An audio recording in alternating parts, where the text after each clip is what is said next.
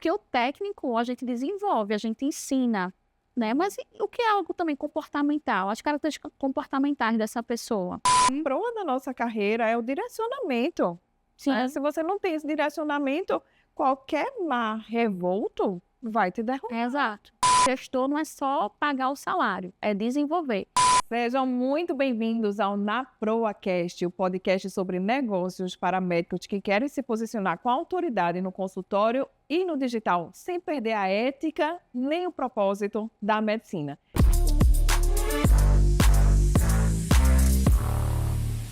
E hoje eu trouxe uma convidada muito especial, a Mariane, e a gente vai falar com ela sobre secretariado, recrutamento, seleção e desenvolvimento de talentos em grandes empresas, né, negócios, tanto no consultório quanto ela já tem experiência também com vários empresários. Vou contar aqui sobre ela, Mariane Delfonso, psicóloga e neuropsicóloga, que tem mais de 10 anos de experiência com recrutamento e seleção e desenvolvimento de talentos em grandes empresas multinacionais e nacionais. Hoje ela é gestora da clínica Neurotrilhar e traz um olhar assim, muito rico sobre como escolher, treinar e reter pessoas certas para o consultório. Nesse episódio, a gente vai falar especialmente sobre um ponto-chave da gestão, que é o papel da secretária e como esse recrutamento pode transformar a experiência do paciente e a rotina do médico. Mariane, seja muito bem-vinda ao nosso podcast Na Proa. E vai ser um prazer aprender contigo sobre seleção de pessoas, recursos humanos, como que a gente vai fazer essa gestão adequada, porque a gente não aprende isso na área de saúde, não aprende na medicina. A gente tem que quebrar a cabeça e às vezes comete muitos erros que poderiam ser evitados. Então, muito obrigada pela participação. E a gente vai começar sobre esse assunto. Vamos sim, é um assunto muito importante, né? Como você trouxe, é pouco falado e pouquíssimo vivenciado, né? E tirar o tabu que RH é só contratar, né? A atuação do recursos humanos não é só contratar, e também não é só demitir, né? Tem vários subsistemas que sim, uma clínica e um médico pode estar trazendo, né, para o seu dia a dia e principalmente para a atuação dentro da clínica, que é a atuação do funcionário. Uhum. E aí me conta, Mariane, como que chegou essa tua história de começar nessa área de recrutamento e seleção de pessoas? Porque você fez a parte da área da saúde e você trabalhou com recrutamento mais de 10 anos. Quais foram as empresas mesmo que você já trabalhou para a gente poder, para o pessoal saber aí das nacionais e multinacionais? Eu trabalhei em grandes empresas, né, multinacionais, uma delas é a BRF, que é da marca Sadia, Qualy e Perdigão, porque não é conhecido como Sadia, Qualy e Perdigão, é um grupo BRF, né, BRF Foods. E também trabalhei para a Lacta, para Sonho de Valsa, para Ouro Branco, para o BIS, né, Trident, que é a Mondelez Internacional, né? Ambas as empresas ficam em Vitória de Santo Antão. No caso, trabalhei no processo Fabril, né, na área de recursos humanos, que são âmbitos, né, de fábrica, tá? E minha experiência com recursos humanos, eu nem era formada, na verdade, ainda, né? Eu estava em processo de formação, era estudante de psicologia, mas desde sempre eu tive muita paixão em avaliar, né? Sempre gostei de avaliação. E daí minha primeira oportunidade foi em recursos humanos, onde eu tive uma trajetória muito crescente, né, e tive a oportunidade de trabalhar em uma dessas empresas na área de recrutamento e seleção, como também na área de desenvolvimento. E você se especializou nesse assunto? Como que você buscou aprender mais sobre esse assunto que a gente quase não ouve falar na área da saúde? É verdade, porque existe um tabu também que RH só funciona em grandes empresas, né? Mas os recursos humanos existe desde pequena empresa a grande empresa, né? E um dos princípios, como a gente pode falar, que é da psicologia organizacional, que é um âmbito que eu trabalhei, né, que eu estudei, o princípio do RH, ele traz a partir de uma visão que a empresa tem, né, muito definida, porque para se criar uma empresa tem que ter uma missão, a visão e o valor. Né? E muitas clínicas já têm isso, mas não sabem que isso está dentro, né, de uma área que se chama recursos humanos, do âmbito organizacional. Sim. Então, hoje, né, na minha clínica que eu atuo, trabalhei muito tempo em RH, hoje eu tenho uma clínica, né, com especialidade em psicoterapia e avaliação neuropsicológica, e eu trago muito isso para a minha realidade do que eu vivi anteriormente, né? Então, quando eu e minha sócia, a gente decidiu, né, dar o meu nome e dar o nome dela, a gente partiu do princípio qual é a missão que a nossa empresa vai ter. Qual é a visão que a gente quer passar para o nosso paciente, né? E qual é a nossa missão, né? E, claro, né, a partir disso que a gente faz até a estrutura da clínica de acordo com o que eu prego como missão, como meu valor. Até a cor que a gente quer colocar no nosso consultório, né? Inclusive, consequentemente, até o funcionário que a gente contrata. Então, tem que estar muito alinhado no que eu quero como empresa, qual é a minha visão quanto empresa. E, né, então, quando eu contrato uma pessoa, ela tem que estar muito alinhada a esses valores, que é o princípio básico de recursos humanos, né? É ter esse direcionamento de onde eu estou, onde quero chegar, o que eu quero passar para o meu paciente, né? Qual é a experiência que meu paciente quer ter na minha clínica quando entrar. Né? Quando a gente trabalha em empresa, a gente trabalha para os funcionários, o RH trabalha para os funcionários.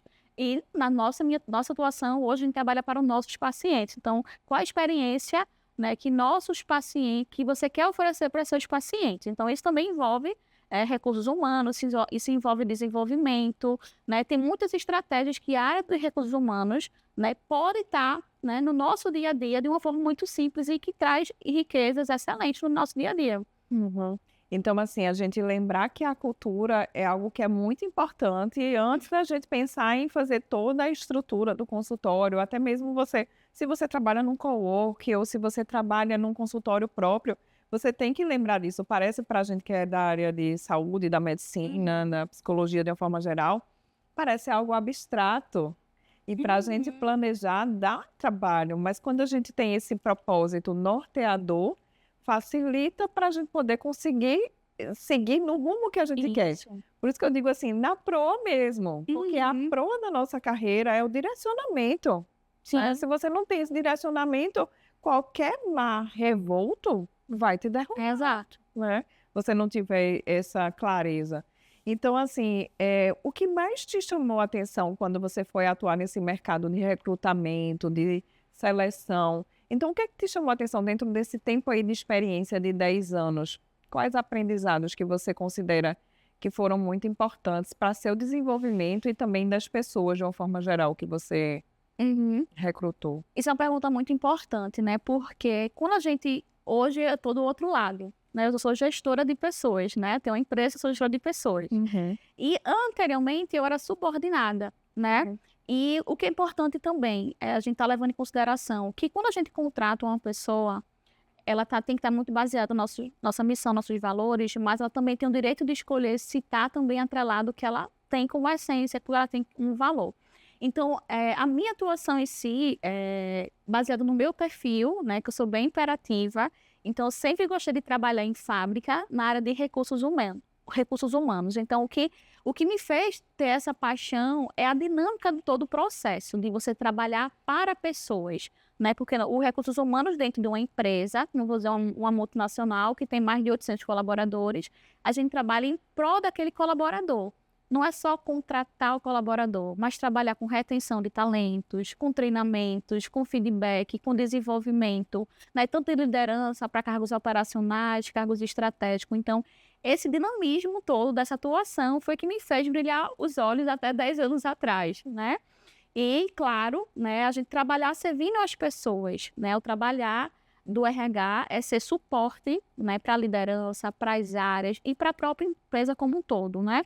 E, graças a Deus, é uma área que vem evoluindo muito estrategicamente. O RH, anteriormente, era visto só como contratar e demitir. É verdade. Né? Então, graças a Deus, com a tecnologia, na verdade, eu acho que fez com que os grandes empresários, né, mudassem essa visão, né, de só contratar e demitir, né, mas sim trazer a parte do desenvolvimento do funcionário, de reter esse funcionário, né, de dar oportunidade para esse funcionário se desenvolver. E quando a gente fala de desenvolvimento, não é só no lado profissional, né? Porque quando eu estou aprendendo algo profissional, eu também cresço como pessoa. Isso reflete no meu dia a dia em casa, na minha família. né? Então, graças a Deus, hoje o RH, ele vem mudando, né? É claro, muito em paralelo com a tecnologia, mas muito quebrar esse tabu que é só contratar e demitir, né? Que a pessoa tem que estar muito alinhada aos valores, à missão da empresa e, claro, a pessoa também que escolhe trabalhar em uma empresa tem que estar muito claro para ela se também faz sentido para ela. Tá naquele caminho. Tá naquele caminho, né? Não só olhar a experiência, que eu acho que isso é um erro muito grande, né? De pequenas empresas, né? Só se apegar a, quero uma secretária, mas ela trabalhou com fulano no passado, vamos botar ela aqui para trabalhar com a gente. Mas essa pessoa que se deu bem com aquele médico, vai dar bem com você, tá alinhado ao que você preza como uma empresa, como um médico, como um valor, né? Porque a experiência é isso aqui, né? Quando a gente fala de habilidades comportamentais, soft skills, enfim, o mindset está alinhado com o que eu prego quanto empresa, né? Porque o técnico a gente desenvolve, a gente ensina, né? Mas o que é algo também comportamental? As características comportamentais dessa pessoa. Por exemplo, na minha clínica hoje, a gente preza por um perfil discreto, acolhedor. Porque é o que eu tenho como valor na minha empresa, a discrição, a ética, o acolhimento. Então, o que me chama a atenção é contratar uma pessoa com esse perfil. E o que vai me chamar a atenção também para essa pessoa, se ela também está alinhada com o meu que eu tenho de valor da empresa, sabe? Se ela, de fato, ela gosta de trabalhar com ética, com descrição, sendo comunicativa, mas até um certo ponto, né? Gosta de trabalhar com criança. Então, tudo isso tem que estar muito alinhado. Não adianta só olhar para a experiência de 10, 15 anos, mas sim o que a pessoa também tem para oferecer e que também ela esteja alinhada, ela queira estar alinhada ao que você está oferecendo para ela. Por favor. E uma das coisas que você falou é sobre empresa, microempresa e grandes empresas. A mentalidade, eu vou falar aqui no ramo da medicina, a mentalidade do médico é que ele não é empresário. E isso eu vejo como um dos grandes erros, porque assim, quando a gente está abrindo o consultório, um turno do consultório, a gente vira empresário. Tem um CNPJ por trás. Tem o CNPJ. O médico até que vai dar plantão que tem que abrir um CNPJ, ele já virou empresário. E a gente não se toca nisso porque a gente não consegue medir o que é que a gente está fazendo. E às vezes tem médico que encara o recurso humano como um custo. Mas, na realidade, é um investimento, porque não basta ter um atendimento excelente se da porta para fora do seu atendimento, o seu recurso humano, a sua secretária, não consegue prezar pelo bom atendimento. E não é só atender de ser acolhedor, claro que isso é muito importante, mas é ter esse treinamento para poder saber quando um paciente chega, sobre o que você faz, sobre a importância da sua consulta, até mesmo para dar o valor que você faz na sua consulta, né? Porque se ela não acredita no valor da sua consulta, vai estar difícil ela conseguir agendar uma consulta. Porque uma consulta é uma venda, né? Você está vendendo um serviço. Exatamente. E se ela não acredita no seu serviço, não vai vender. Aí tá um ponto importante, né? Dessa pessoa conhecer o trabalho do médico. Por exemplo, as meninas que trabalham comigo hoje, é importante ela entender o que é um processo de psicoterapia. Ela não precisa ser expert, mas quando a família procurar, ela tem que entender aquela demanda. Ó, esse serviço aqui cabe uma psicoterapia, esse serviço cabe uma avaliação, fica claro para ela. Não precisa dar um livro para ela estudar, mas chegar e conversar. Olha, eu trabalho dessa forma, a gente presta esse serviço, a psicoterapia envolve isso, é assim que funciona o processo, é uma vez por semana, até quanto tempo, o valor da sessão é X, né? E a gente trabalha com esse público específico, o resultado quando a gente trabalha com esse público é esse aqui. Então, acho que a secretária, né, a pessoa que está trabalhando com o médico, ela tem que entender o trabalho do médico. Ela não tem que ser formada em medicina, mas ela tem que saber o básico. Né? Se é uma referência em geriatria, então qual é a especialidade e o que o médico faz numa consulta de geriatria quando ele atende o idoso? Né? Para quando chega uma demanda, né, presencial, online, ela direcionada de uma forma adequada. Né? O atendimento muda. Sabe? E claro, né, dá desafios para a secretária, dela entender que o papel dela ali, mesmo sendo secretária, ela é importante, né? A gente tem que dar valor ao trabalho do outro, independente de hierarquia, se é um médico, se é uma secretária, se é um assistente, se é um especialista, se é um psicólogo, se é um fisioterapeuta, mas dar valor àquela função. Olha, seu papel é importante para mim por causa disso, isso e isso. Mostrar os resultados. Mostrar os resultados. Os pacientes. Dos pacientes e tudo. Não é só uma questão de atendimento, né? É algo que de fato tem por trás.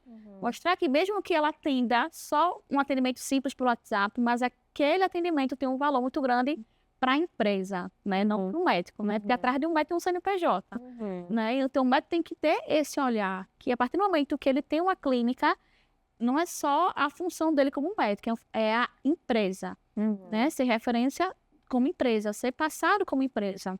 Tá? Então, isso é importante. E para ela conhecer o serviço da gente, né, enquanto médico, você pode, assim, ser... Por exemplo, eu já atendi um parente de uma secretária minha.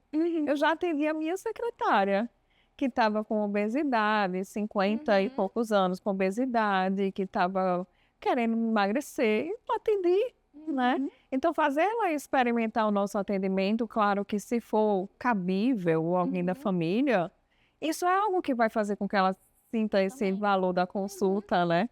Então, eu aprendi isso algum tempo atrás. Eu digo, deixa ela experimentar o que você faz, porque isso faz muita diferença, né? E uma coisa que você me falou, assim, da cultura, eu lembrei de um livro que eu li recentemente que se chama Satisfação Garantida. Ele era o dono da Zappos, uma pessoa que foi... essa empresa foi vendida depois para a Amazon.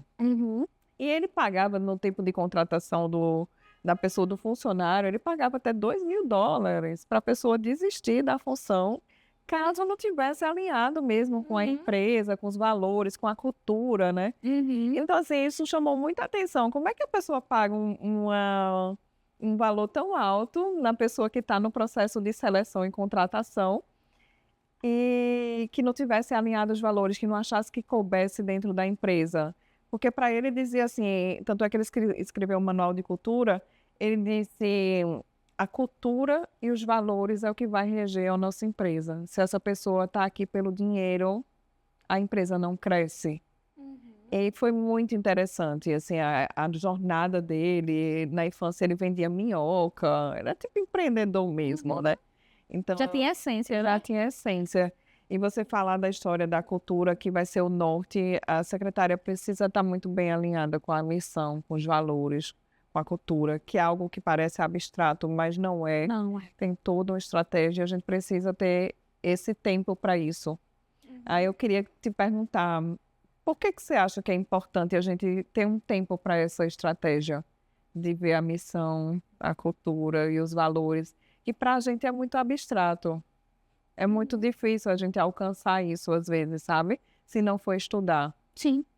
Então, por que você acha que isso pode mudar o jogo de uma empresa, de um consultório, de uma clínica? Você pode estar até aplicando a missão e valores no dia a dia, mas não é notório, porque não está no papel, não está explícito, né? Não foi falado, não foi verbalizado, não foi formalizado. Porque a missão, os valores da empresa é a base da empresa. Né? Primeira coisa, quando você cria uma empresa, você cria o quê da empresa? O nome da empresa. Você cria uma logomarca da empresa, você cria uma referência, uma identidade visual da empresa. Né? E a visão e a missão e os valores é o que você quer comunicar sobre a empresa. Entende? Por exemplo, meus valores hoje é ter um lugar ético, acolhedor, transparente, científico, com base científica. Meu trabalho tem que ser com base científica. E o que eu tenho de missão como clínica e como profissional. Minha clínica fica em Olinda. Então, minha visão é ser uma clínica de referência na região de Olinda. Então, isso é como se fosse uma meta para o médico. O profissional tem que se sentir desafiado também, né? Então, isso também traz uma base de direcionamento. Até que ponto eu iniciei, até que ponto eu quero chegar. E como eu quero passar isso para o meu cliente? Porque isso dá autoridade. Você compreende que isso dá autoridade? Traz direcionamento, traz estratégias de onde você quer chegar. Aquilo que está sendo legal pode melhorar, aquilo que não está legal tem que melhorar, né? Então, você é algo claro. Missão, né? Como eu disse agora, ser uma clínica referência em Olinda. Como valor, ética, ciência e acolhimento. Isso a gente faz no dia a dia. Mas está claro, está visível, né? Teu funcionário enxerga isso que você pratica no dia a dia, então tem que estar muito alinhado. Eu acho que isso, de fato, é importante, né? Por mais que não seja algo concreto, mas é importante sim vir para o concreto, para que, de fato, se essas práticas que você hoje tem no abstrato não consegue ainda transformar no concreto, fica mais claro, né? Fica mais visível, fica mais notado, tanto para você, né, que é gestor da tua clínica, quanto para as pessoas, né? E não só para cliente, mas os próprios pares, né? O que te faz hoje ser indicada, né? É o quê? O teu atendimento, é a tua técnica, né? É uma indicação, enfim, então tudo isso traz autoridade para o profissional, né? Para o paciente, para o funcionário que trabalha com ele e para os próprios pares dele, né? No âmbito que ele se coloca. Então, a visão, ela vai te ajudar, a visão, a missão, os valores, ela vai te ajudar, inclusive, nos momentos mais difíceis para você conseguir continuar na caminhada, né? Grandes empresas, elas têm a visão e são renovadas há anos ou atualizadas, enfim, ou tiradas, porque o que faz a empresa crescer é aquilo que ela tem de concreto, aquilo que ela tem de interesse em seguir e aquilo também que ela não tem interesse, né? Então, isso é uma prática muito importante, porque grandes multinacionais têm 30, 40 anos, porque teve essa base, essa visão, né? Esses valores. E, consequentemente, as pessoas que estão nesse meio têm que se adequar a isso, senão não funciona. Porque não anda todo mundo Porque não anda todo mundo junto. Cultura, né? Então, isso é muito importante. É como remar e cada um rema para um lado. Diferente, exatamente. É como todo mundo estivesse no barco e cada um estivesse em lados opostos. E não pode, então não pode funcionar dessa forma. Isso é independente se for uma pequena empresa ou uma grande empresa. E eu digo mais, eu acho que é importante, inclusive, que a pequena empresa tenha esse pensamento. Quando eu digo pequena empresa, é um médico e a secretária. Isso, o consultório lá. O consultório lá, porque fica as coisas soltas, não tem direcionamento. Cada um fica no seu quadrado. E às vezes não entende o papel de cada um ali. Não tem essa troca de experiência, de importância, de valor de cada um nas quatro paredes, né? Como posso dizer. Exatamente. Eu digo hoje em dia que um tempo atrás eu estava conversando com uma amiga sobre a questão da secretária, né? E eu digo, nossa, vai ser mais um custo, né? Porque eu contratei uma secretária virtual, a gente estava até conversando sobre isso. Eu tenho a recepcionista no consultório, só que ela não tinha um treinamento para a gente poder ter essa questão dos pacientes, do agendamento, e eu tentei treiná-la por algumas vezes, mas por uma questão já de cultura que ela já tinha, né? E aí eu contratei uma secretária virtual e essa amiga disse, Andréa, isso não é um custo, isso é um investimento. Exatamente. E de fato eu vi que mudou completamente a minha rotina, porque eu tenho hoje um controle melhor da minha agenda, eu audito o WhatsApp, eu vejo que a secretária está conversando. Claro que isso é tudo muito aberto e transparente, né? Mas isso mudou muito minha visão, né? Minha forma de trabalhar. E eu queria te perguntar aqui quais são assim, os critérios fundamentais para você contratar bem, porque a gente tem muito no empírico, né? Eu recebo indicação de alguém, de uma secretária que é boa. Mas quais são os critérios para você botar a secretária de fato para contratar? Quais são os critérios? No RH, quando a gente contrata qualquer função, a gente tem um documento que chama descrição de cargo. Né? É algo simples. Por exemplo, um médico consegue fazer uma descrição de cargo, baseado no que ele quer que o profissional atenda ele tecnicamente, né, e habilidades comportamentais.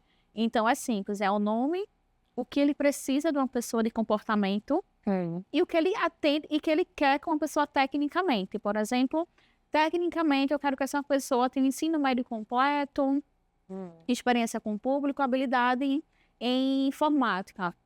Comportamental, ser discreta, comunicativa, que já tinha tido experiência anterior com o secretariado, que tinha disponibilidade de horário de segunda a sexta, seja flexível. Então, tem que ter essa visão.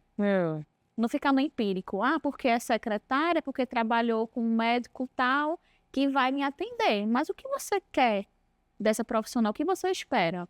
mesmo sendo especialidades iguais. Mas o teu ritmo de trabalho é diferente, a tua entrega é diferente, concorda? Né? Você tem uma ideia do que é uma secretária, né, de acordo com tua demanda, que nem pode ser diferente da demanda do outro. Né? O teu horário é diferente da demanda de outro médico. Então, o que lhe atende? Eu acho que tem que estar muito claro o que essa pessoa vai atender para o médico. Primeiro, os critérios básicos, né, que é técnico, né, uma escolaridade, né, um curso voltado para atendimento ao público e essa questão comportamental. Claro que numa entrevista a gente não tem uma bola de cristal, né, para identificar se de fato o funcionário ele atende ou não. É muito do que vai acontecer na conversa, né, da forma que a conversa foi conduzida, e daí você vai percebendo se ele atende ou não, se está de acordo com o que você colocou como um critério. Eu acho que o primeiro ponto é definir os critérios comportamentais e técnicos, né? Comportamentais e técnicos. Isso. Ensino médio completo é o mínimo, né? É o mínimo, é. Não precisa ser superior. Tem gente que fala superior. Não precisa. Se não sei que o médico queira, né, trazer uma pessoa com nível de escolaridade mais avançado, porque tem diferença, a gente sabe que pode ter diferença, né? De uma pessoa que tem um nível básico de escolaridade para uma pessoa também que tem um nível um pouquinho acima. Então, é a visão do médico ter essa pessoa com ele, se for tudo bem, não tem certo e errado. É aquilo que atende à necessidade dele, né? Mas eu acho que, primeiramente, é definir esses critérios técnicos e comportamentais. Certo. E aí, o que é que, geralmente, as pessoas que contratam não enxergam quando vão contratar esses profissionais? Por exemplo, o que é que o médico ou alguém que você já teve experiência que não enxergou na hora de contratar uma secretária, enfim, algum funcionário para uma empresa? Eu acho que, eu vou falar legalmente, né? Acredito, né, que nesse mundo corporativo médico, as pessoas contratada por indicação. Posso estar enganada, mas eu acho que eu percebo muito isso. Né? Por indicação. Por indicação. Né? Trabalhou ali, trabalhou aqui, então, será que o médico acolheu essa pessoa, escutou ela, entendeu que ela atendia, o que ela fazia no outro consultório, qual era a demanda dela, para saber se de fato está coerente com o que ele espera? Né? Muitas vezes é assim, né? Trabalhou ali, é uma pessoa de confiança, que a base é a confiança. Eu concordo que a base tem que ser confiança, mas vai muito além de só ter uma confiança. Né? A confiança também é algo que a gente constrói no dia a dia, né? do funcionário. Obrigado a gente conhecer aquela pessoa de imediato. É uma construção. Mas eu acho que isso é um erro muito grande de contratar sem conhecer. De entender, de escutar essa pessoa, de entender de fato se ela lhe atende no horário, se ela atende na forma de atendimento, na própria postura. Né? Tem isso. Então, acho que, de fato, o erro é não escutar esse profissional, não comparar também o profissional, por mais que seja indicação, não acolhe essa indicação, escuta, vê se faz sentido, mas também traz outra pessoa para comparar, para entender de fato o que te atende melhor, sabe? Eu acho que é importante ter esse olhar. E, claro, direcionar essa função para quem entende especificamente de avaliação. Um profissional de RH, uma consultoria, eu acho que é importante também, né? Lembrando, o médico não vai deixar de se ausentar desse processo avaliativo, né? E entendo que também a agenda de vocês é bem corrida, né? É bem disputada. Então, assim, contrata uma consultoria, um profissional que atende na área para ela entender, né, e mediar as coisas básicas, né? Que é a partir de um currículo, de uma divulgação, de uma triagem, de uma seleção, claro, baseado muito que foi alinhado com o médico nesses critérios. E essa pessoa entender que, de fato, essa pessoa tem o perfil que o médico deseja, aí passa por uma avaliação final, aí vai conversar com o médico, e o médico vai escolher quem vai ser essa pessoa que vai estar com ele no dia a dia. Eu acho que isso é importante, fazer esse investimento, né, para um profissional que seja especialista na área, né, ter todo o direcionamento e alinhamento até que essa pessoa seja contratada. A gente faz muito no empirismo, realmente, de pedir uma indicação e confiar nessa indicação. E uma das coisas que me chamou a atenção também recentemente que eu aprendi é que você pode até pedir para, assim, porque erro de português não dá para a gente passar dentro de uma comunicação, um erro muito grosseiro. Sim. Não dá para passar dentro de uma comunicação do WhatsApp, né? E hoje em dia é tudo WhatsApp, não é ligação. Então, uma das coisas que eu aprendi recente é que você pode pedir para ela escrever Uma redação básica, uma apresentação. sobre um tema, né? E aí você vai ver como é que tá a coerência, porque o de português não dá para corrigir. Cultura, né? Você consegue ajudar. Valores também não dá muito para corrigir, porque se ela tiver um valor muito diferente do seu, É a essência, né? a essência não corrige. Português também não corrige, porque você não vai pagar uma professora de português. Mas você pode orientá-la a fazer uma leitura, né? Tarefinha de casa, um desafio também. Porque muitas pessoas também não entendem que ser gestor não é apenas pagar o salário. É desenvolver aquela pessoa. E quando a gente fala de desenvolvimento, a gente fala também de habilidades específicas. Aquela habilidade que aquela pessoa tem de positivo e aquela fragilidade. Vamos trazer, por exemplo, muito boa, aparência legal, tem disponibilidade, mas uma vez ou outra tem uns errinhos de português. Então, o que a gente vai fazer como gestor, qual é o meu papel e responsabilidade para desenvolver aquela pessoa? Eu também não posso perder uma pessoa, entende, que eu gostei, tem um perfil, um valor que está alinhado com o que eu prego por causa de uns erros de português. É um exemplo, tá? Que seja muito sutil. Que muito sutil. Se for muito grosseiro. Grosseiro, infelizmente, vamos assim, não tem um tempo de desenvolver dessa forma. Não dá. A mentalidade é diferente. Mas assim, o erro sutil, mas você gostou como um todo, vamos dizer que ela tá 98%. Mas esses 2% seriam esses erros sutis de português. Mas você também tem uma responsabilidade como gestor, não é só como médico, entender que o médico, quando tem empresa, ele é também gestor da empresa. E ele tem uma responsabilidade também de desenvolver aquela secretária. Não vou dizer que ele vai chegar com a secretária e fazer um ditado. Não vai ser assim, mas assim, chamar, dar um feedback, perceber, não é que tem alguns erros pontuais, vamos ver se a gente consegue melhorar. A gente tá falando de desenvolvimento. A gente quer reter essa pessoa, que a gente entende que ela atende, não é o que a gente quer com a empresa, mas ela tem essa fragilidade, esses erros sutis.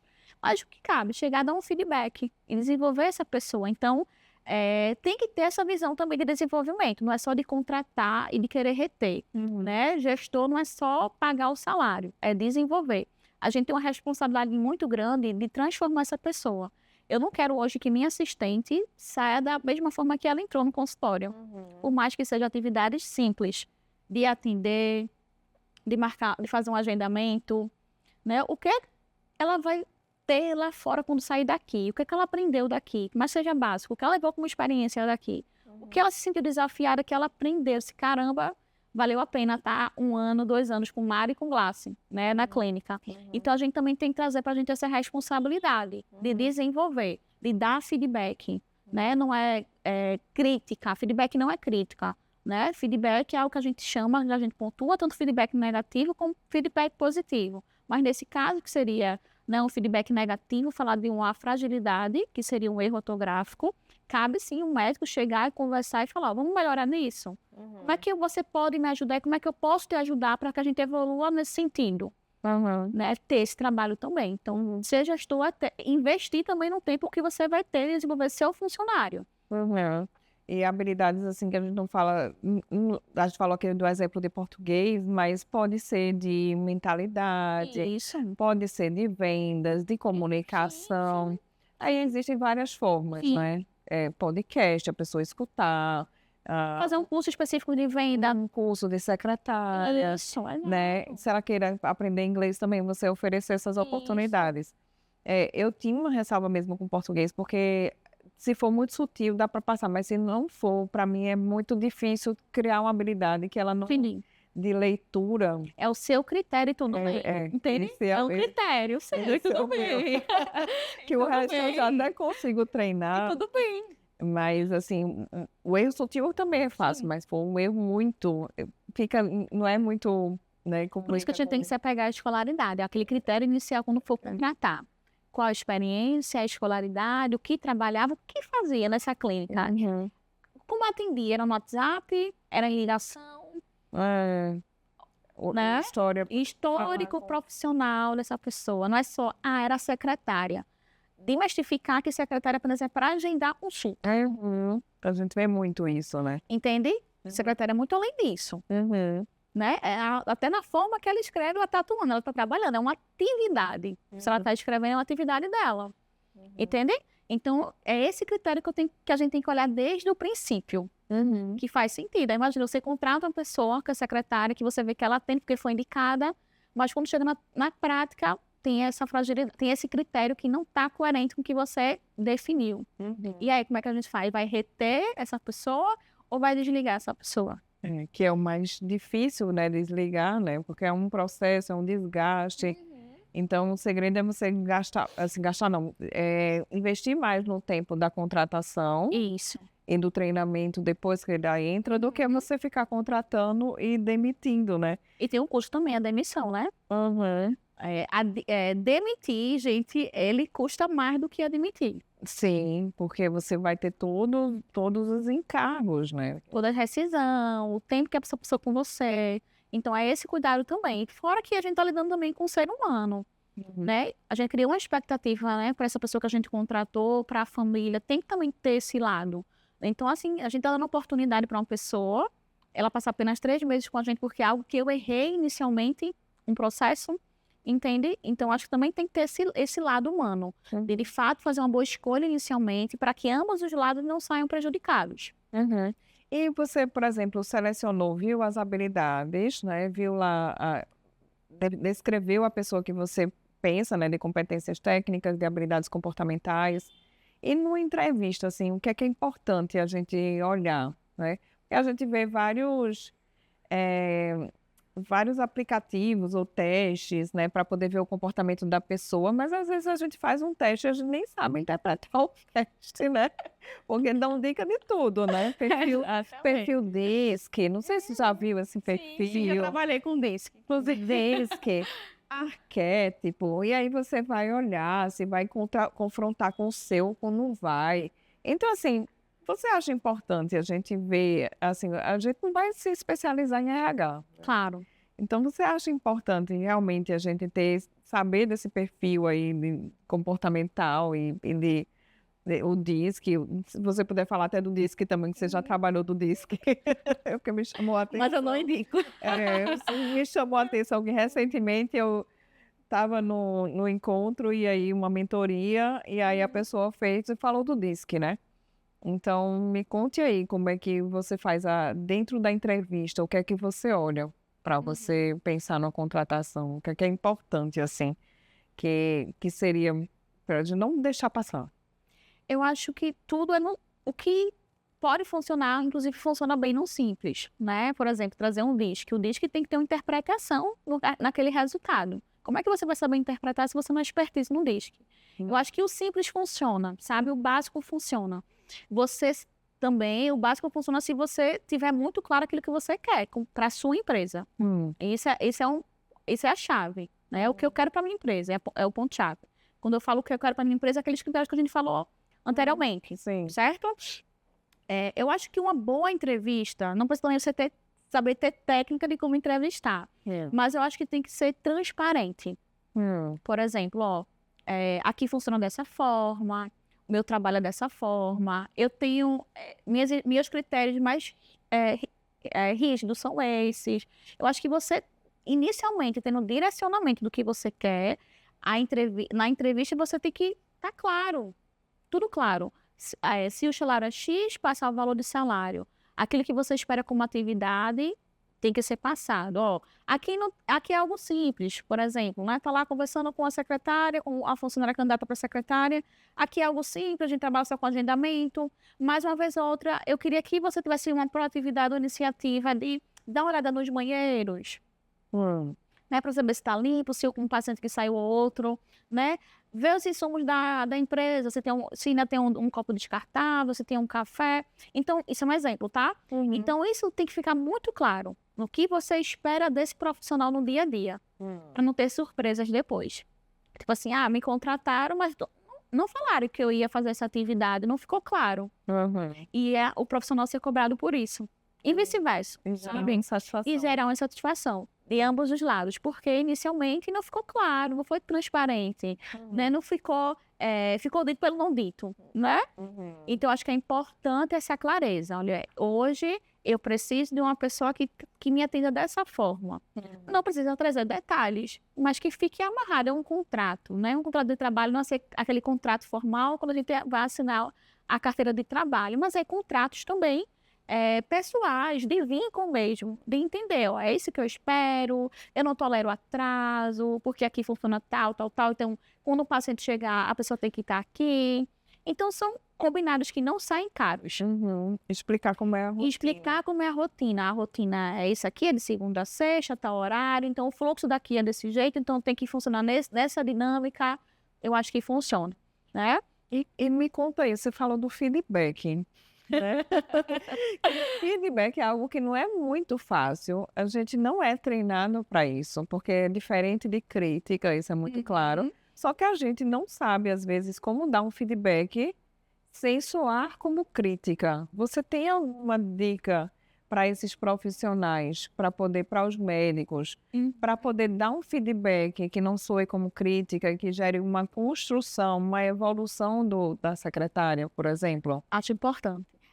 Por isso que eu falei inicialmente que o médico também tem que ter o tempo de investimento para ele conhecer o funcionário dele, desenvolver o funcionário dele, né?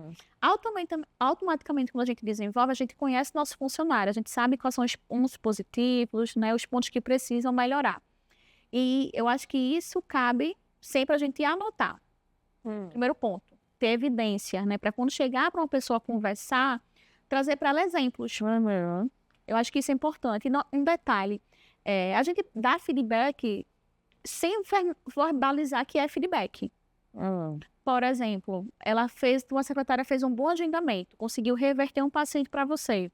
Quando você fala parabéns, que você conseguiu converter, o caminho é esse, isso é um feedback. Eu não preciso chegar para minha funcionária, sentar ela numa cadeira e falar assim, olha, agora eu quero dar um feedback para você. Não é marcado. Não é marcado. O feedback ele é algo natural, pode acontecer de forma natural. Agora, claro, se for algo que de fato seja muito crítico, que de fato você vê que faz sentido chamar para uma conversa, né? Anota os pontos que tem que conversar nessa conversa e traz exemplos, para que essa pessoa também fique claro para essa pessoa que está recebendo, para que ela não sinta num sentido de defesa e de crítica, mas sim, ó, que foi pontuado, traz exemplos, pede que isso não aconteça novamente, né? E mesma coisa se for algo negativo, não precisa também sentar e conversar.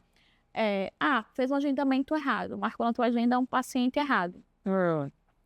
Quando você vai pontuar, você não precisa dizer assim, ó, vem aqui na minha mesa que eu quero dar um feedback sobre o que aconteceu. Não, ó, fulano, presta mais atenção quando for marcar a agenda, porque se dá conflito, gera tanta insatisfação para o paciente e como uma insatisfação para mim na minha dinâmica do dia. Isso é um feedback.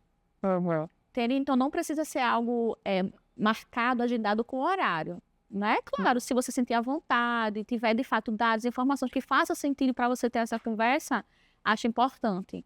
Mas eu acho também importante, né, conversar de imediato, não precisa também aguardar, pode ser de imediato. Fez um erro, pontua. Claro, né? De um som humano, para que essa pessoa não se sinta constrangida, não se sinta abusada. Então, tem todo um cuidado. Mas o feedback não precisa ter hora marcada. Tá, entendi. Porque a preocupação, às vezes, que a gente tem é para não gerar esse tipo de constrangimento, né? Porque a gente vai falar e ela vai dizer, a gente tá... Por isso que é importante trazer o exemplo. Trazer o exemplo, olha... O dia, o horário. Eu vi aqui no WhatsApp que foi feito esse agendamento. O que é que você acha que aconteceu, né? Deixa ela à vontade. Me pergunta como chegou a fazer dessa forma. Eu orientei errado? Porque às vezes pode ser uma falha nossa também. Olha para dentro. Olhar para dentro. Será que eu... Também a comunicação é importante, tá? Em todo esse processo de desenvolvimento. Porque às vezes a gente com um ritmo bem acelerado, a gente entende que a pessoa também é acelerada e vai fazer a mesma coisa e tem a iniciativa de fazer algo também com a gente. Então, acho que é importante também a comunicação ser muito clara. Então, aquilo que eu solicitei ficou claro, sempre pergunto. Por mais que seja algo básico. Entendeu? Tem dúvida? O que é que você compreendeu? O que você compreendeu? Porque... até então, não é mais responsabilidade minha se tiver erro. Porque eu vou dizer, lembra que eu perguntei se tinha dúvida, se eu perguntei se estava insegura, entende? E aí, aí não vai ser mais culpa, não foi falha minha em comunicar o que eu solicitei. Né? De fato, a pessoa não ela disse que entendeu, mas quando foi na prática, ocorreu um erro. Então, esses detalhes que fazem a diferença no dia a dia, ter uma comunicação assertiva. Até por um simples, pega um café para mim, fulano. Será que ela está entendendo que é uma ordem ou um favor? É importante, né? É importante esses detalhes, né? Da forma que a gente comunica, né, se comunica com o nosso funcionário. Uhum. Ter esse cuidado. Eu costumo fazer, eu mostro o exemplo e eu faço uma pergunta aberta. O que é que você acha que aconteceu? Isso, pergunta Olhar para dentro, né? O que é que eu Isso. errei para poder ter acontecido isso. E aí, quando eu vou fazer o feedback, eu digo, o que é que você acha que aconteceu para poder ter acontecido Isso, dessa forma? perfeito, legal. Como que a gente pode melhorar? Então, eu sempre, tipo, para não ficar uma imposição, né? Porque a Isso. gente tem que tomar cuidado. Eu aprendi muito dessa forma. Então, eu tenho uma dificuldade grande de, às vezes, falar, Sim. de dar o feedback por conta do que o outro vai se sentir, né? A gente fica com medo da reação do outro, mas é necessário. Isso a gente vai conversando no dia a dia. Uhum. Né? Por exemplo, tem uma pessoa que é muito sensível, se só de falar ela já chora. Uhum. Então você vai ter estratégia de como você vai dar um feedback para essa pessoa, para ela não entender que é algo pessoal, né? Mas sim profissional e que erros acontecem, tudo bem errar, mas que não continue no erro. Uhum. Né? Então é importante também que o médico conheça seu funcionário, até para quando chega no momento de feedback, de pontuar algo tanto positivo como negativo, ele reconheça, Uhum. tá? Acho que é importante. E como que a gente pode fazer com que treinar esse profissional para que ele se torne um braço direito, assim, da empresa, do consultório? Existe uma rotina de treinamento? Como que é feito isso, assim? Como é que você imagina uma periodicidade para falar sobre os valores, sobre a cultura, sobre a forma de atendimento, sobre os pontos críticos que ocorreram? Como que a gente pode fazer esse treinamento? É um bom ponto, mas isso vai depender da dinâmica do profissional. Hum, E, claro, o investimento em paralelo, né? Se a gente está querendo reter essa pessoa, querendo que, de fato, ela traga um bom trabalho, um retorno para mim, seja meu braço direito, né? Eu vou ter que ter esse tempo de investimento também. Tempo de investimento e custo, né? Como a gente está falando. Mas isso também é muito baseado na dinâmica do médico. Então, o médico tem que entender, de fato, o que faz sentido para ele desenvolver essa pessoa e o que ela daria como retorno. Por exemplo, eu quero que minha secretária tenha um atendimento maravilhoso e que ela consiga converter cliente para mim.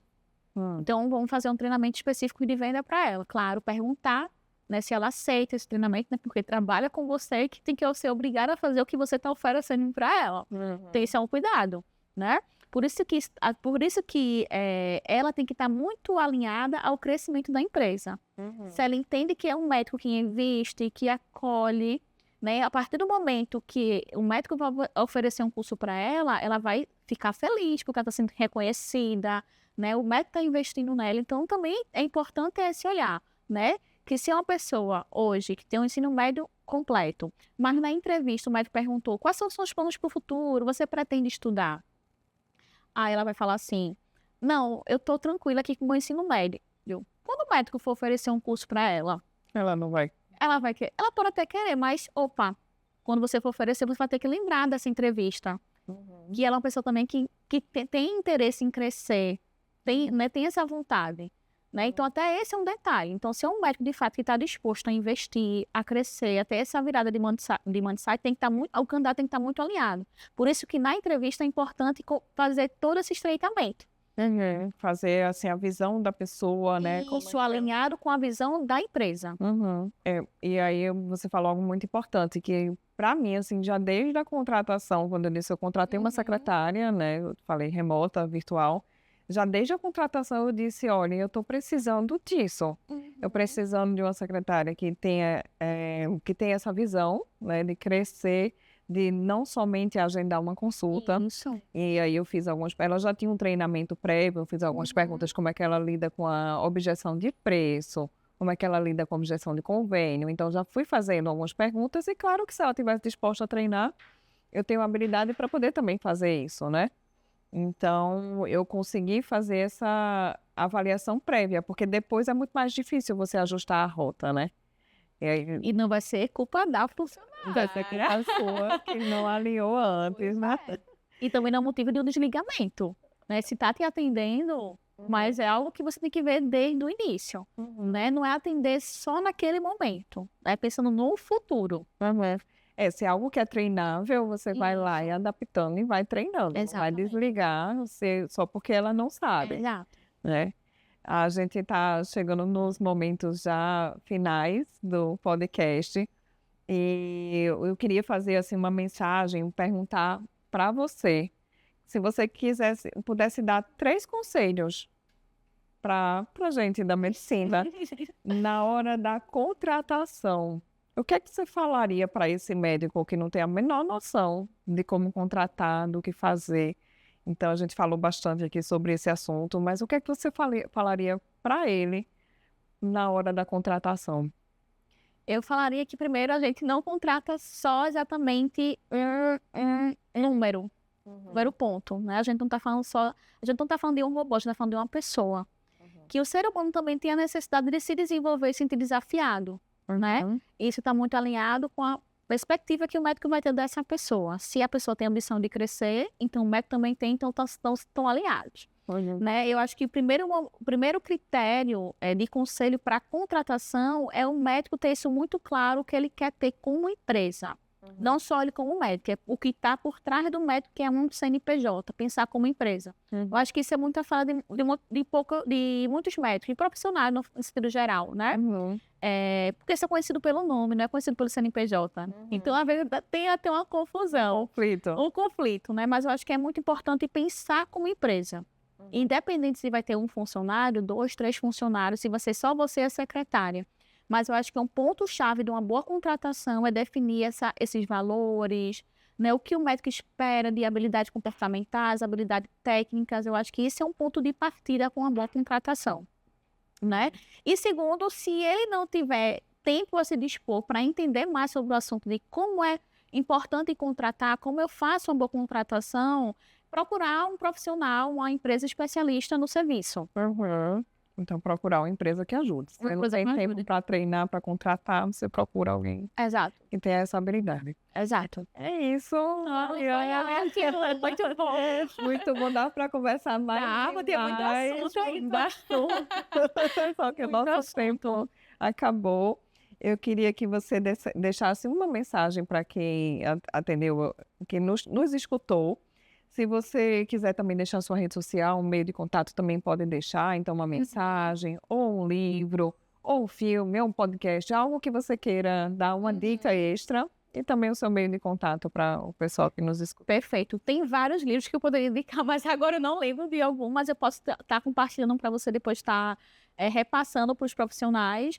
Eu acho que é isso. Eu acho que o meu conselho hoje é que tempo ele é ouro. Investimento, todo investimento ele é válido. Né? Seja para uma pessoa, 2 pessoas. E pensar de fato como empresa. Eu acho que isso é importante, né? E tá aberto também a novas experiências, porque, né, sair da zona de conforto incomoda. Mas eu acho que é um retorno positivo, né? Tanto para o médico quanto para a pessoa que vai trabalhar para ele. Lembrando também que ele vai ser uma pessoa que está abrindo as portas de emprego. Quando a gente olha para a situação hoje do Brasil, né, ele vai estar contratando uma pessoa, então ele também vai ser um agente também de transformação na vida dessa pessoa, na vida dessa família. E eu acho que é isso. O livro eu não recomendo agora, porque não tem agora, são tantos, mas eu posso falar depois. E minhas redes sociais também é Mariane_Delfonso, Mariane.Delfonso, neuropsi, sou psicóloga, neuropsicóloga, e estou à disposição também para... Caso tiver uma necessidade de uma consultoria específica, me encontro também à disposição. É isso. Muito obrigada a todos que escutaram aqui. Se você gostou do podcast do NaProAcast, curta esse canal, compartilhe e vamos ajudar mais profissionais a se destacarem, a ter esse direcionamento na carreira.